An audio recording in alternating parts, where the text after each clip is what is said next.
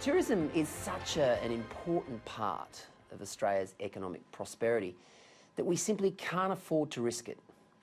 Our golden beaches, our sun-drenched outback, our Great Barrier Reef, the sheer magnificence of our coastline and all its beauty. We're the top bucket list destination of just about every other country in the world.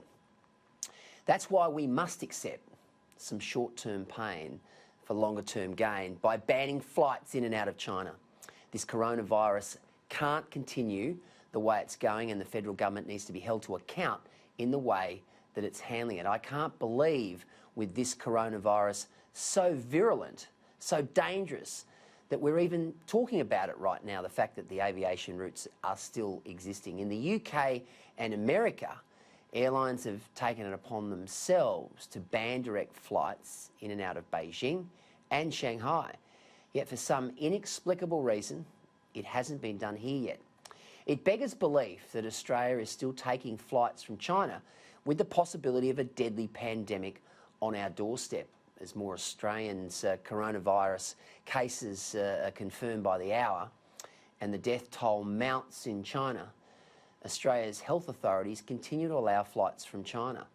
Australians are justifiably upset and confused about the response to this outbreak. In New South Wales, schools are banning students who have spent time in China over summer. Yet in Queensland, no such ban exists, and it's been up to parents to do the right thing and self-isolate their kids for 14 days. This at a time when the annual tertiary education influx of Chinese students begins next week. Now, the University of Queensland's Chinese student intake is half their entire enrolment. Surely we need a national approach to educational responses to these things.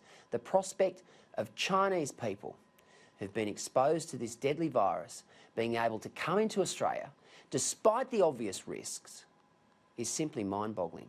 Where's the leadership on this? Queensland Premier Anastasia Palaszczuk is blaming the feds. Federal Health Minister Greg Hunt said today they couldn't be doing any more for Queensland. And yet the politicians, as they continue to squabble amongst themselves, we see this highly contagious virus killing more and more people. People are catching it in Australia, and the spread will only get worse unless we take a zero-tolerance approach. Yes, tourism will hurt. Yes, business will hurt.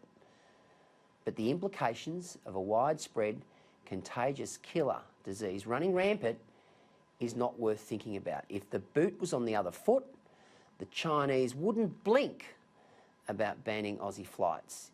It's got to be done to protect us all.